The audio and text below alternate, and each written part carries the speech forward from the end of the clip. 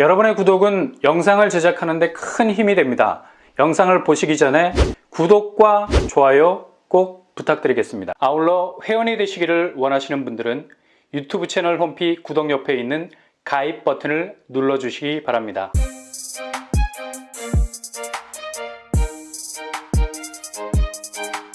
안녕하세요. 뻔뻔한 목독바입니다. 12월 한 달간 적용이 돼서 한시적으로 운영이 되는 거라 자칫 타이밍을 놓치면 혜택을 못 받을 수도 있겠습니다. 그냥 버스 지나가면 막차가 없다는 얘기죠. 바로 6개 시중은행이 12월 한 달간 가계대출 중도 상환 수수료를 전액 면제하기로 했습니다. 이제 4일 남았네요. 정말 지긋지긋한 빚더미에서 탈출하기 원하는 분이라면 마지막 퇴로가 될 수도 있겠고요. 무엇보다도 저리로 갈아탈 수 있는 기회가 있을 수도 있겠습니다. 가뜩이나 대출 때문에 거의 국가 재난급 블록버스터를 찍고 있지 않습니까? 우리도 천조국이 될 수 있다. 그래서 가계부채가 3천조를 넘어가는지는 몰라도 하여튼 우리는 미국 같은 기축통화국이 아니기 때문에 불사조 같은 통화 권력이 없는 나라여서 그런 천조국은 아닌 것 같고, 빚이라도 디레버리징, 부채 규모가 점점 축소가 돼야 뭔가 다른 레버리징을 시도할 수 있는 건데, 이건 지금 부러진 지렛대를 가지고 산더미 같은 콘크리트 위에 다시 레미콘 동원해서 시멘트를 타설하고 있는 형국이라 앞으로 부동산에서 대출이라는 지렛대를 이용할 수 있을 만큼 집이라는 담보 가치가 얼마나 올라줄 거냐. 지금 상황으로서는 새드무비, 결말이 안 좋아. 누구나 해피엔딩을 원하지만 지금 한국 부동산 상황은 그렇지 못하다는 사실. 그만큼 워낙에 거품 자체가 잔뜩 끼어 있어서 이걸 털어내지 못한다면 더 큰 재앙이 기다리고 있다는 사실이죠. 그냥 막다른 부동산 국면에 접어들고 있어서 어떻게 해서든 빠져나갈 수 있는 틈새 없습니다. 그래서 이번에는 집값 하락세가 아마 단군 이래 최대의 재건축이 아니라 단군 이래의 최대 낙폭을 기록하는 집값 급변침이 일어날 가능성이 그 어느 때보다도 높다고 얘기할 수 있겠죠. 이렇게 한 번 정도는 집값이 흔들어줘야 비정상적으로 휘어 있었던 레일을 다시 11자로 고쳐서 갈 수 있으니까 소수에게는 엄청난 고통이 따르겠지만 다수에게는 또 다른 새로운 기회가 될 수도 있겠고요. 그러니 다주택자 되시는 분들은 지금 하락장 잘 체크하셔서 발빠르게 대응을 하셔야 된다는 얘기죠. 지금 집값은 온 사방 경고 물려대면서 정신없이 하루가 다르게 곤두박질을 치기 시작하고 있습니다. 체감적으로 못 느낀다고 하면 둔한 거죠. 둔해도 보통 둔한 게 아니에요. 선수들은 이미 다 빠져나가고 있는 상황이고요. 다른 한편으론 당국에서도 이렇게 부동산과 결착이 되어 있는 부채 문제가 도대체 해결 기미가 보이지 않으니까 오히려 10월은 2조 원 이상이 더 부채가 늘었죠. 주담대만 이렇게 늘어난 건데 정말 머리가 뽀개질 지경입니다. 그러니 12월 한시적으로 기존 대출 상품에 대한 중도 상환 수수료를 전액 면제해준다는 카드가 나왔고요. 이건 저리의 대출 상품으로 갈아탈 때 반드시 1.4% 정도의 수수료를 물고 갈아타야만 했던 비용 부담을 면제해 주는 건데요. 상당히 또 어떤 면에서는 목에 걸린 가시 그 자체였죠. 아니, 내가 일시적으로 빚을 갚는다 해도 수수료를 내는 것 자체가 굉장히 소비자 입장에선 불합리해 보인다는 얘기입니다. 내가 내 돈 갚겠다는 건데 수수료 내고 갚으라는 거죠. 은행이 이자로 그동안 더 빨아 당겨야 하는데 이 이자 손실액에 대한 변제를 하라는 얘기입니다. 소비자 입장에서는 조금 억울할 수도 있어요. 그래서 이번에 12월 한 달간 수수료를 전액 면제를 했는데 기간이 4일밖에 남지 않았습니다. 같은 은행에서 다른 대출 상품으로 갈아타는 경우도 면제가 되고요.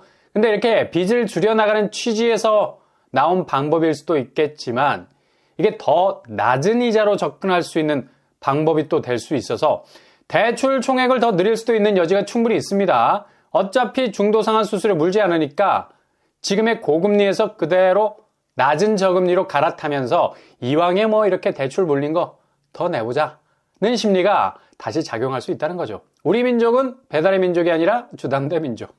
그만큼 집에 대한 신뢰도가 안전자산 중에 부동산이 베스트라고 막도장, 인감, 공인인증, 금융인증, 온갖 세상의 모든 인증을 다 해버렸기 때문에 집값은 결코 우리를 배신하지 않는다라는 생각으로 결국 집값이 이 모든 빚을 다 쳐낼 수 있는 마지막 해법이 될 수 있다고 아직도 생각을 하고 있죠.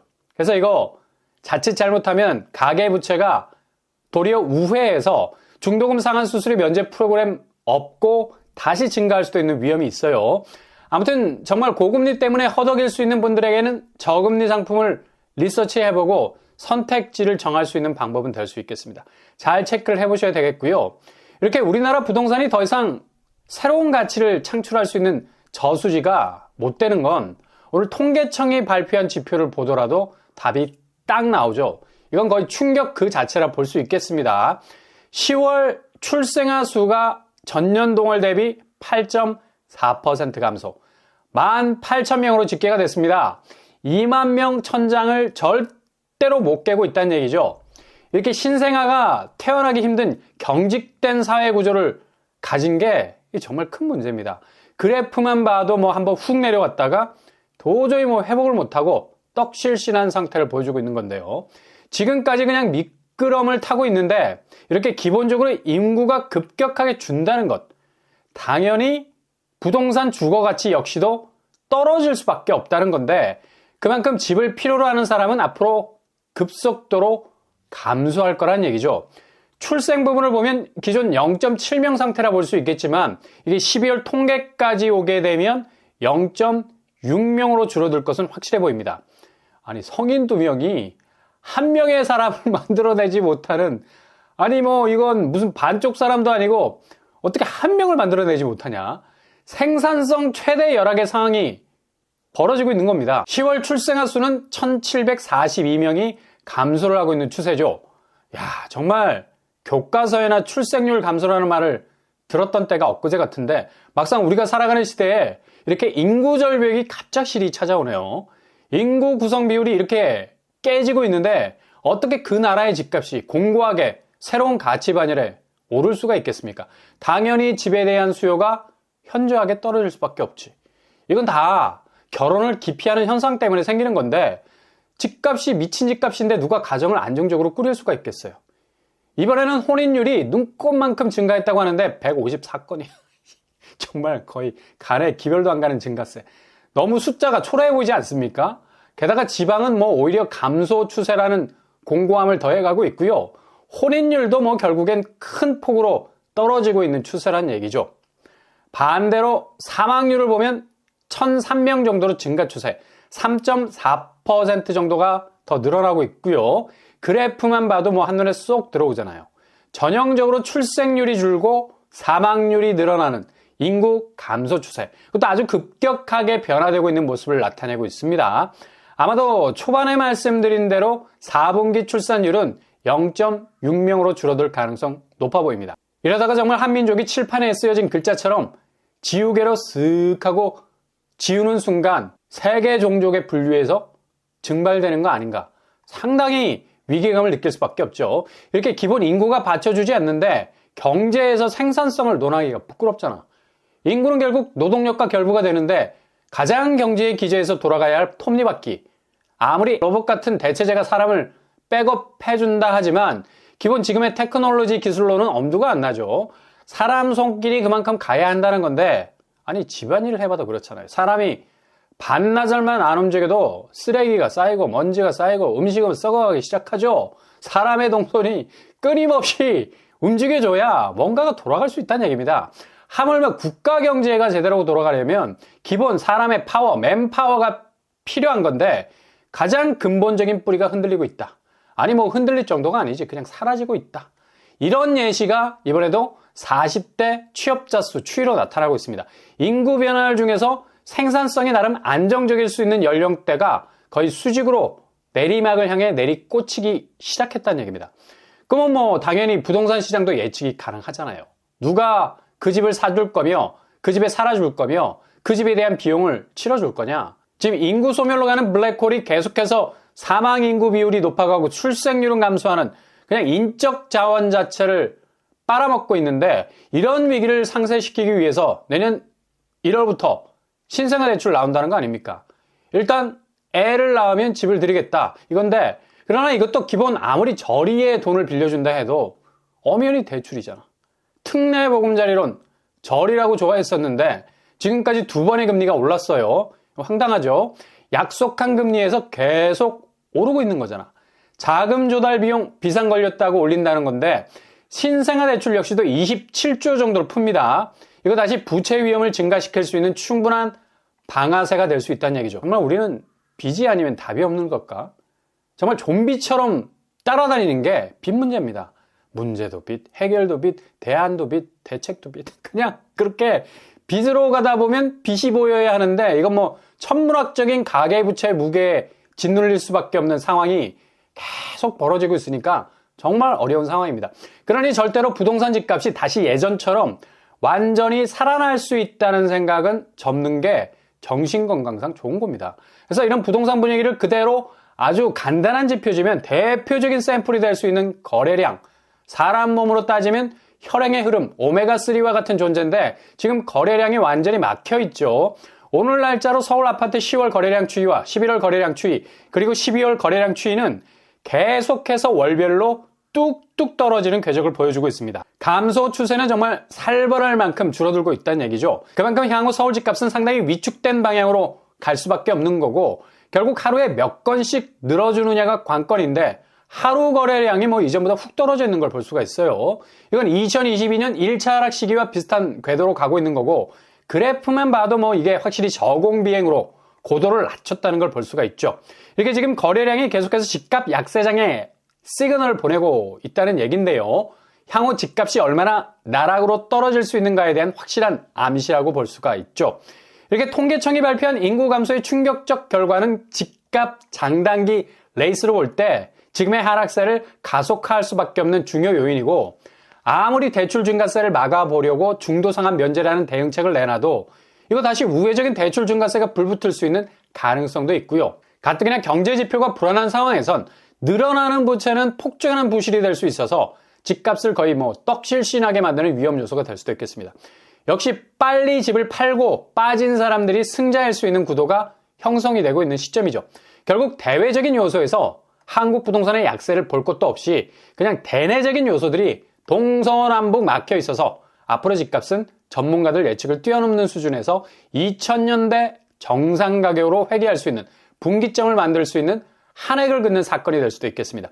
지금 대표적인 샘플이 되는 아파트 단지가 바로 둔촌주공이죠. 지금 상반기 규제 해제라는 렉이 딱 걸린 것이고 동시에 여기 진입하려고 무진장 자금을 대출을 통해서 땡겼을 것이고 게다가 40% 정도가 이번에 실거주 의무가 폐지되지 못할 가능성이 높아서 투기 수요로 물린 사람들이라면 빠져나갈 구멍이 없다는 얘기입니다. 아무리 전매 제한 풀려도 자기가 들어가 살아야 되니까 그동안 그렇게 미친 듯이 집값이 오른 상황 반영하고 진입하려 했는데 지금 서울 집값 아무도 모를 지하실문을 따고 있는 상황이죠. 지금 한국 부동산 상황의 모든 상황을 끌어안고 있는 곳이 바로 둔촌주공이라는 얘기입니다. 이렇게 되면 전세 보증금 못 써서 잔금 납부 못하면 계약금 그냥 날리게 되죠. 13억에 10% 1억 이상 그냥 날아가는 거고 중도금 연체 안 됩니다. 6억 정도 대출 땡겼으면 매달 7, 800만 원 정도 이자를 내야 하죠. 그냥 눈이 튀어나올 수밖에 없는 건데 이렇게 엄청난 금전적 손실을 보는 것과 동시에 기본적으로 당첨은 됐지만 자기 집으로 가져올 수 없는 딜레마에 빠져버리게 된다는 얘기죠. 마지막 국회 소위가 이번 주에 열리게 되는데 이마저도 쉽지 않을 것으로 전망이 되고요. 결국 둔촌주공은 그냥 공중에 붕 떠버린 내 집 마련으로 결론을 맺을 가능성 높아 보입니다. 일반 보장이 4,700세대, 이 중에 40%가 이런 애로가 있는 건데 1,800세대가 그냥 한꺼번에 날아갈 가능성 충분히 있다는 거죠. 이게 지금 출산율 부재에서 비롯된 가계부채, 생산성 저하라는 어긋난 경제 톱니바퀴가 얼마나 집에 대한 허상이 신기루였는가를 여실히 보여주게 되는 2024년에 막을 올리게 될 가능성 아주 많다고 볼 수 있겠습니다.